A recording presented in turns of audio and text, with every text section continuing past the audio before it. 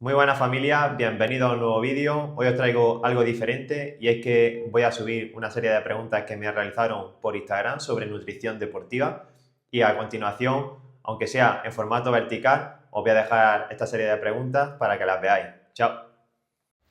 Como en todo, depende. Al final vamos a tener que tener en cuenta si qué distancia hay hasta la siguiente prueba o entrenamiento exigente. Si, por ejemplo, en menos de 24 horas vamos a hacer otro entrenamiento o vamos a realizar otro entrenamiento de alta intensidad o en dentro de 48 horas, deberíamos de hacer una ingesta de hidrato de carbono también. Al final, la clave de una correcta recuperación está en el reaporte o la reposición de hidrato de carbono o de glucógeno que se ha ido gastando durante el entrenamiento, la reparación del daño muscular proveniente por parte de las proteínas y la rehidratación, ¿vale? Y sobre todo también el descanso de por la noche. Ahora, si por ejemplo quedan como 3 4 días para el siguiente entrenamiento intenso, no sería necesario como tal meter hidrato de carbono. Pero si queremos recuperar de verdad, el hidrato de carbono es lo que se gasta durante el entrenamiento y es lo que tendríamos que reponer para esa recuperación óptima. El que te siente bien, el que hayas probado en anteriores entrenamientos o en anteriores competiciones y te haya ido bien. Sobre todo que sea bajo en grasa, bajo en fibra y un aporte de proteína moderado o leve. Y sobre todo un alto contenido de hidratos de carbono de fácil absorción, que sean rápidos de asimilar y rápido de absorber y tener una fácil digestión con ellos. De todas formas, a continuación os voy a dejar en la siguiente historia un ejemplo de desayuno. Un ejemplo rápido, pan con mermelada o pan con miel, una pieza de fruta como un plátano y evitar también, por ejemplo, la lactosa y chocolate y cosas así. Pero de todas formas, os dejo el siguiente ejemplo en la siguiente historia. Como de costumbre, una pregunta algo tediosa de responder así a grosso modo. No es el total de hidratos de carbono, sino más por gramos por kilo de peso. Así como norma general, si estamos a 2 horas previa a la competición, no excedería por encima de los 2 gramos por kilo de peso de hidrato de carbono. Y si nos vamos a las 3 horas, en torno a los 3 gramos por kilo de peso sería una buena cantidad. Ahora, esto realmente no debería de ser así a todo el mundo. Tenemos que tener en cuenta cómo están nuestros depósitos de glucógeno. Si por ejemplo la noche anterior ya teníamos los depósitos de glucógeno a tope, no sería necesario hacer una ingesta de alimento tan grande previa a la competición, ya que nuestros depósitos estarían casi a tope, ya que por la noche no se vacían tanto. Entonces, hay gente también que no le gusta salir con la barriga tan llena. Es muy particular, pero como norma general, lo que he dicho al principio. Esta pregunta me gusta bastante, ya que veo muchos deportistas que toman en su día a día, independientemente de la intensidad y duración del entrenamiento, el recovery. El recovery no es necesario siempre y cuando, por ejemplo, en un entrenamiento intenso y al siguiente día realizamos otro entrenamiento intenso o hemos hecho hoy una competición y mañana vamos a realizar otra, ahí el recovery sí sería muy útil para reponer de manera lo más rápido posible esos sustratos energéticos o demandas que necesitamos de cara al siguiente día y que se han gastado en este día. Ahí sí sería interesante, pero si por ejemplo no nos corre prisa recuperar como tal, porque hasta dentro de 48 72 horas tenemos otro entrenamiento intenso, yo metería ese recovery con las mismas proporciones, pero en alimentos sólidos, que nos sacie, que nos aporte mayor cantidad de vitaminas, minerales y sobre todo que mastiquemos, que no sea tragar. Otra muy buena pregunta que al final estamos acostumbrados a ver por redes sociales los desayunos para un día de intenso, de series, de competición y para un día de descanso o día suave. También es interesante ver qué es lo que podemos desayunar y ya que no va a ser lo mismo que en un día de competición. En este caso buscaremos casi todo lo contrario a un día de intenso de series. En un día de intenso de series buscamos alimentos rápidos de absorber y sin grasa y sin fibra y sin proteínas apenas. Pues hoy, en este día, meteremos, por ejemplo, proteína de calidad, podremos meter grasa y podremos meter alimentos de hidrato, con que nos aporten hidratos de carbono más difíciles de digerir, con fibra, ¿vale? Por ejemplo, un porridge de avena con proteína es hidratos de carbono más complejos y nos aportan esa proteína y fibra. O, por ejemplo, unas tostadas integrales con tomate, aguacate y huevo a la plancha. Sería una buena opción.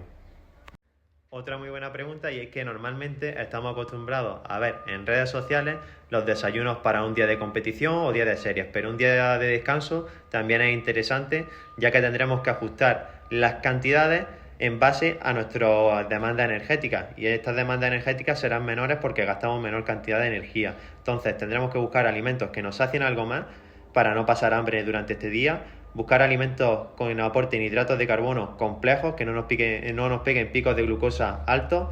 También buscaremos aporte de proteína y aporte de grasa y vitaminas y minerales. Por ejemplo, un ejemplo sería un porridge de avena con proteína de suero de leche y una pieza de fruta. Nos aportan hidratos de carbono complejos con fibra por parte de la avena y la proteína por parte del suplemento de suero de leche, y vitaminas y minerales por la fruta. Y otra opción, por ejemplo, serían tostadas integrales con tomate, aguacate, huevo a la plancha o tortilla más la pieza de fruta. El isotónico es una de las bebidas que más veo a la gente que falla en su concepto, y es que al final el isotónico es aquella bebida que nos aporta en torno a un 6 al 9% de hidrato de carbono aparte de los electrolitos. ¿Esto qué quiere decir? Por cada 100 mililitros entre 6 y 9 gramos de hidrato de carbono. Es decir, para un bidón de 500 mililitros tendría que tener entre 30 y 45 gramos de hidrato de carbono. Y para los de 750, en torno a 45 y unos 60 gramos de hidrato de carbono. Más de esos rangos o menos de esos rangos no sería isotónico como tal. Sería, si es inferior, sería hipotónico, y si es superior, sería hipertónico. No va en función del peso de la persona, sino por el ratio de hidratos y electrolitos que también tienen que aportarnos ese isotónico, que tiene por cada 100 mililitros de agua. Esta pregunta está relacionada con la anterior, y el isotónico no es necesario meterlo durante todas las sesiones. En sesiones que sean más intensas o en las que tengamos más exposición al sol o al calor, sí es interesante, pero por ejemplo para un entrenamiento de rodaje de 1 hora y media, 2 horas, en las que por ejemplo para 2 horas metemos un total de a lo mejor 80 gramos de hidrato de carbono durante la sesión, esos 80 gramos de hidrato de carbono los buscaría meter por alimentos sólidos, ¿vale? Por ejemplo frutas, guayabas, pan con mermelada, opciones que sean sólidas, y de esta manera también que nos saciarán más que beberla. Tendremos la sensación de que estamos comiendo y no que estamos viviendo, que eso es importante, y también enseñarle al cuerpo a absorber alimentos sólidos y que no sean tan procesados mientras que hacemos deporte o actividad física. Pues como carbohidratos es una palabra que engloba mucha cantidad de alimentos, para días de descanso metería por parte de las legumbres o de la patata cocida. Para días moderados también metería patata cocida, boniato o incluso algún arroz o pasta integral. Y para días intensos metería sobre todo alimentos como pasta, arroz, gnocchi, que sean fáciles de digerir, cereales de maíz, incluso muy intensos cerca de la competición o del entrenamiento intenso, miel, que tengan mayor cantidad de azúcares como un zumo y demás. Y durante la bicicleta, pues desde alimentos sólidos como piezas de fruta, guayabas, bollitos, pastelitos de arroz y demás, como por parte de los geles, barritas de gominola o el isotónico, como he comentado en las anteriores historias. Esto es una creencia que mucha gente lo piensa así, y realmente no es nada certero, ya que no hay evidencia científica que compruebe que esto sea así.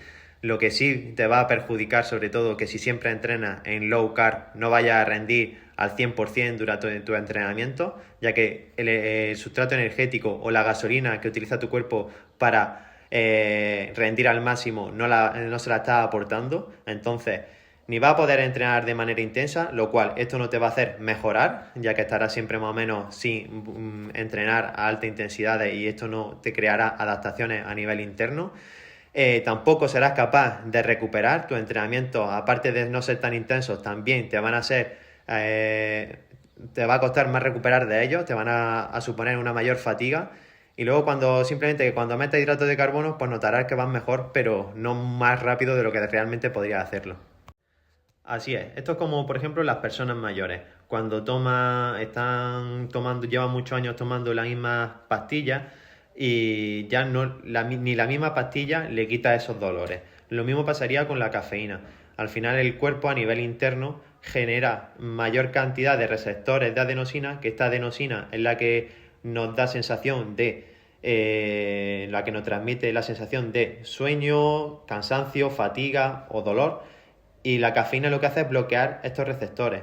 Pero con el uso excesivo de esta cafeína, el cuerpo genera mayores receptores de adenosina, lo que hace que nos nos sigamos sintiendo que estamos cansados y necesitamos mayor cantidad de cafeína para notar el efecto de esta cafeína. Por eso me gusta algunas veces hacer descargas de no meter cafeína a lo mejor durante una semana, 2 semanas o incluso un mes. Para esto tengo un reel que le va a echar un vistazo y te va a explicar en qué momento sí la pasta integral o alimentos integrales y cuándo no.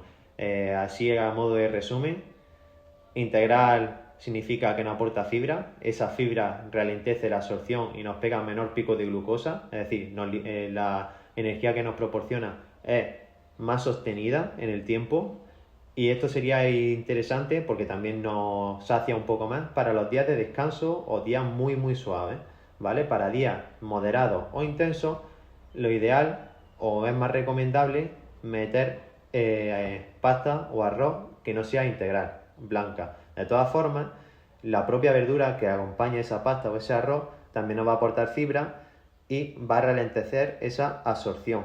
Pero de todas formas, echar un vistazo al siguiente reel. Esto realmente no podría responderte de manera cierta sin conocerte, sin saber cuál es tu nivel, porque no es lo mismo lo que consume un Tadej Pogačar a su zona 2, zona 3, que una persona que no tenga un nivel tan alto en su zona 2, zona 3. Por ejemplo, Tadej Pogačar en su zona 2 va a 320 vatios medios, y una persona de a pie, pues depende, va según su nivel, va a ir desde los 100 vatios, 150, 200 o 250 o quizás así. Entonces, en función de los vatios que tú vayas generando, vas a llegar a consumir más o menor cantidad de hidrato de carbono por esa hora. Entonces, también tendrás que ir adaptando esa cantidad de alimento que ingieres. Y también cuál es tu tolerancia y cuánto eres capaz de absorber de ese hidrato de carbono. Una media metería en torno a los 80 gramos de hidrato de carbono por hora. Otra pregunta que sin saber el contexto del deportista no sabría decirte o responderte con certeza, ya que no sé cómo salen de llenos tus depósitos de glucógeno en ese momento. Es decir, si tú antes de la competición ya tienes las reservas de glucógeno o tus depósitos de gasolina a tope, no sería necesario echar más gasolina porque rebosaría y no sería necesario. Entonces ese gel lo que nos está aportando es hidrato de carbono, que si ya está a tope nuestra reserva no sería necesario meter más. Ahora, ¿ese gel tiene cafeína o no tiene cafeína? Pues la cafeína es otra cosa a tener en cuenta, pero que se puede tomar por otra vía que no sea simplemente gel. Podríamos meterlo por cápsulas de cafeína, café o cualquier cosa. Entonces, para una prueba de 1 hora, desde nada hasta un bidón de isotónico durante la prueba, y para una prueba de 1 hora y media, un gel o 2 geles sí tomaría durante ella. Y ahora te pregunto yo, ¿es necesario comer pasta? ¿A qué te refieres con pasta? Si te refieres con pasta es el único alimento que nos aporta hidratos de carbono, pues no sería así. Hay muchos alimentos que nos aportan hidratos de carbono, que no tiene por qué ser la pasta. Podemos obtenerlos a través del arroz, de los ñoquis, o de la misma pasta, o de la patata y demás. Las 12 horas, independientemente, ¿cómo son de intensas esas 12 horas? ¿Son todos los días lo mismo de intensas? Hay que polarizar. Habrá días durante esas 12 horas que sean más suaves, habrá días en los que metas mayor intensidad o sean más largos. Entonces, ¿cuántos días puedes comer pasta? Pues puedes comer desde todos los días hasta ninguno. ¿Por qué? Si metes todo, pues tendrás que... Y a lo mejor los días suaves metes muy poca cantidad y los días intensos mayor cantidad, y no puedes meter ninguno porque metes a lo mejor el hidrato de carbono por otro lado.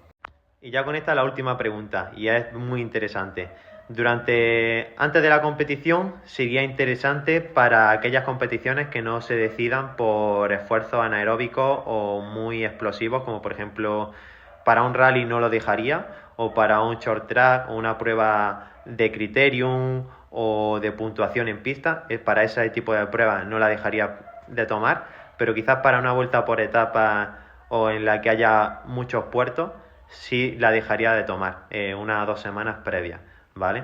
El por qué es un poco tedioso de explicar por aquí y quizás no todo el mundo lo entendáis, pero tiene su porqué. Para desayunar días de competición es mejor tostadas de mermelada o tostadas de tomate y jamón. Yo recomiendo que sea mejor tostadas de mermelada. ¿El por qué? Porque es mucho más fácil de absorber y de asimilar ese tipo de desayuno, ya que tienen hidratos de carbono simples, como la mermelada, que tiene mayor cantidad de azúcares, que al fin y al cabo es hidrato de carbono, que en otro contexto, que no fuera a lo mejor un día de alta intensidad o de competición, no lo metería, pero para este día, mejor tostada de mermelada y evitamos, por así decirlo, el tomate, que tendrá mayor cantidad de fibra, y el jamón, ¿vale? Que tiene un poquito más de proteína y quizás no sea tan necesario ese día. ¿Cómo sería la alimentación en un día de descanso? En esto de la nutrición deportiva no solamente tenemos que tener en cuenta el propio día, sino que tenemos que tener en cuenta lo que hemos hecho días anteriores y lo que vamos a hacer al siguiente día. Y también tenemos que tener en cuenta el contexto de vida de cada persona. En qué tipo de trabajo tenemos, si es más físico o menos físico. Todo esto va a poder interferir en cómo va a ser nuestro menú, pero así, como una norma general, reduciría un poco la ingesta de hidratos de carbono total. Esos hidratos de carbono los metería a base de hidratos de carbono de absorción más lenta, hidratos de carbono complejos, como pueden ser pan, arroz, pasta integral, alimentos integrales o legumbres. Y la proteína la mantendría moderada, incluso metería esos alimentos de proteína más difíciles de digerir, como pueden ser las carnes rojas o los pescados azules, que también nos serviría como antiinflamatorio. Y más o menos eso, pero sobre todo tenemos que tener en cuenta eso, lo que hemos hecho días anteriores y lo que vamos a hacer días siguientes. Así que sobre todo, ajustar, no comer como un día normal y corriente, no comer como un día de alta intensidad, no comer como un día de larga duración, ya que nuestro gasto energético total del día será mucho mayor. Entonces ajustarlo según a nuestro metabolismo basal y a nuestro gasto energético de ese día. Y ya está, y sobre todo tener en cuenta, como he dicho, días siguientes, ¿vale? Y va a aprovechar esos días pues para meter alimentos más complejos de absorber, que ya que la digestión no va a interferir. Yo aprovecho, por ejemplo, para meter a lo mejor al mediodía algún guisado de lentejas, de habichuelas, un puchero de garbanzo, eso en estilo guisado o en ensalada, o simplemente pues aprovecho para meter algo de verdura con algo de patata cocida y carne roja o pescado azul. Y eso es más o menos como va a ser más o menos un día de descanso. ¿Qué recomiendas comer la semana de antes de la carrera? Como cualquier otra semana, adaptar la nutrición en base a lo que vamos a hacer, a nuestros requerimientos energéticos y a nuestras demandas energéticas. En función de qué entrenamientos a nivel de intensidad, duraciones y objetivos, pues ir cuadrando la alimentación en base a ese tipo de entrenamiento y en nuestro contexto de vida. Y sobre todo los días previos, pues hacer una mayor carga de hidrato de carbono, una mayor ingesta de hidrato de carbono para asegurarnos salir el día propio de la carrera con los depósitos o el tanque de gasolina a tope. Opinión sobre los bocadillos de guayaba. Para mí, una excelente opción de intraentrenamiento. Es una manera de meter o aportar al cuerpo hidratos de carbono de rápida absorción y de manera muy sencilla, ya que ocupan bastante poco. Son cuadraditos muy pequeños que por cada cuadradito suelen aportar en torno a 20 gramos de hidrato de carbono, lo que suele ser un plátano más o menos mediano, pequeño suele aportar eso, y un plátano bien grande suele ser unos 30 gramos de hidrato de carbono. Y por el espacio que ocupa, por el precio que tiene y por lo que nos aporta, los bocadillos de guayaba son una gran opción para nuestras salidas en bicicleta. Quizás para competiciones, a no ser que sean de larga duración o menos intensas, no lo metería, pero esta pregunta va relacionada con la betalanina, en cómo tomar y cómo dividir las tomas de betalanina diarias. Realmente no hay evidencia científica en cuanto a si tomarla antes o después del entrenamiento va a tener más o menor beneficio. Lo que sí hay que tener en cuenta es que hay que tomarla constantemente todos los días, incluso los días de descanso. Entonces yo la divido en dos para evitar la parestesia y esos picores que nos entran al tomarla. Si por ejemplo tomamos 6 gramos diarios, tomaría 3 gramos en una comida y 3 gramos en otra comida, independientemente la comida que sea. Por ejemplo, desayuno y comida o desayuno y cena, da igual. que al final lo importante es tomarla e ir acumulando esos niveles de carnosina en el cuerpo. ¿Una dieta personalizada puede mejorar las lesiones como la tendinitis? Sí, al final la alimentación va a influir bastante en cuanto a la inflamación, la regeneración de tejidos dañados y la regeneración de colágeno, y claramente va a ayudar en que al menos ese proceso de lesionado se acelere lo máximo posible. ¿Qué te recomiendo? Aportar proteínas de calidad, aportar alimentos antiinflamatorios y antioxidantes, y también tener un buen aporte tanto de colágeno como de magnesio y de zinc. ¿Qué suplementos no pueden faltar en el día a día de un ciclista amateur? Los suplementos pueden faltar todos y podemos prescindir de todos siempre y cuando nuestra nutrición y nuestra alimentación diaria sea la correcta y consigamos meter o aportarle al cuerpo todos los nutrientes necesarios. En cuanto nos falte alguno de ellos, es cuando hay que suplementarse. Para ello, nos realizamos una analítica, y en base a nuestra analítica, si vemos que algún parámetro está bajo o está en déficit, es cuando nos tendremos que suplementar. En cuanto a rendimiento, pues ya podemos tener que fijarnos en los suplementos con evidencia científica tipo A, y en función de las demandas o los requerimientos de las pruebas en las que participemos, pues podremos tirar de creatina, betalanina, cafeína, nitratos, bicarbonato. Todos estos suplementos son los que tienen mayor evidencia científica hasta ahora y los que yo recomiendo. Un día de tirada de 3 horas a buen ritmo en carretera, ¿a partir de qué hora recomiendas comer? Pues vamos a tener que tener en cuenta que si hemos salido justamente recién desayunado o recién comido, quizás empezaría a comer a partir de la hora. Si llevamos de 2 a 3 horas desde que hemos hecho la última comida, empezaría a comer desde la primera hora, a partir del minuto 30 quizás, ya una ingesta, pues en función también del nivel y de lo que vayamos a hacer al siguiente día y demás, pues desde 60 a 90 gramos por hora es lo que iría ingiriendo, y en total 3 horas, pues desde 180 hasta 250, 270 gramos en caso de eso. Que salimos justamente recién comido, recién desayunado, quizás la primera hora la dejaría más en blanco y metería simplemente esa ingesta, pero en las 2 últimas horas. ¿Debemos de evitar los picos de glucosa? Pues depende de tu contexto. Es decir, si eres una persona sedentaria, claramente sí que deberías de evitar en la mayor medida unos picos de glucosa altos, más que nada por salud. Si eres un deportista, durante los entrenamientos los picos de glucosa te van a venir bien, siempre que tengamos conciencia de cómo hacerlo, y tanto también previo a ese entrenamiento, una hora previa al entrenamiento o posterior a ese entrenamiento también nos va a venir bien como método de tener energía de rápida asimilación y de rápida obtención de energía previa a ese entrenamiento, como posteriormente también a métodos de recuperación. Entonces, en esos momentos sí sería bueno tener picos de glucosa, y ya más lejos de ese entrenamiento, por ejemplo por la noche, cuando ya llevamos bastantes horas sin haber entrenado, quizás no sea tan bueno tener un pico de glucosa alto, sino más mantenido y prolongado en el tiempo. ¿Es normal comer y al poco tiempo seguir con hambre? Realmente no es normal. Una comida, si hemos optado por alimentos más saciantes, nos tendría que mantener saciados al mínimo de 2 a 3 horas, incluso bastante más. Pero si no es así, es porque a lo mejor tu comida no ha sido o densa o con alimentos saciantes, o simplemente pues no hayas cumplido con los requerimientos en esa comida. También hay que saber identificar qué tipo de hambre es la que tenemos. Si es hambre por ansiedad o gula, es decir, si nos apetece dulces o alguna guarrería que no sea una buena opción, o si nos apetece, por ejemplo, una pieza de fruta. Si nos apetece esa pieza de fruta, yo me decantaría por comer esa pieza de fruta y también echar un vistazo a esa comida y ajustar cualquier cosa para que sea más saciante y mantenernos saciados durante más tiempo.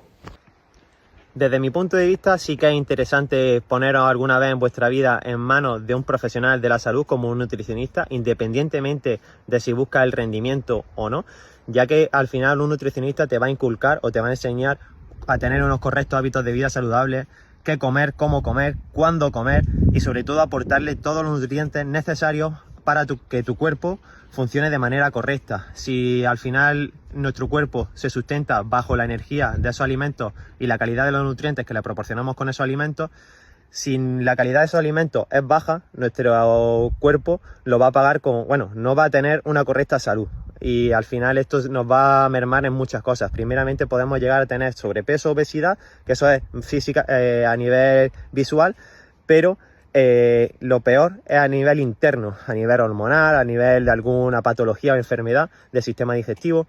Y lo que iba a decir, que se ha cortado. En cuanto hablamos de rendimiento deportivo, yo me enfocaría sobre todo en controlar los 3 pilares fundamentales que para mí son claves para tener un correcto rendimiento deportivo, como es una correcta estrategia de entrenamiento, un correcto descanso, y en el que ahora voy a hablar sobre todo de la nutrición deportiva, una correcta nutrición. Al final, esta nutrición es la que nos va a aportar esos nutrientes y esa energía necesaria tanto para rendir durante esos entrenamientos como para recuperar y asimilar los entrenamientos que realizamos. Y también lo que nos va a ayudar es a mantenernos constantes en el tiempo, evitando el sobreentrenamiento por falta de algún nutriente o alguna vitamina, algún mineral, y sobre todo también evitar caer lesionados, ¿vale? Entonces esto de la nutrición deportiva va a jugar un papel fundamental en maximizar sobre todo nuestro rendimiento. Pues esta sería una serie de preguntas. Espero que os haya gustado, espero que os haya interesado. Guardaros el vídeo, darle like si os ha gustado. Cualquier pregunta que tengáis, además de esta, dejármela por comentarios. Y para estar al día sobre toda esta serie de preguntas y no perderos información interesante sobre nutrición y sobre todo rendimiento deportivo, seguidme por Instagram y suscribiros en este canal. Así que nada, familia, nos vemos en el siguiente vídeo. ¡Chao!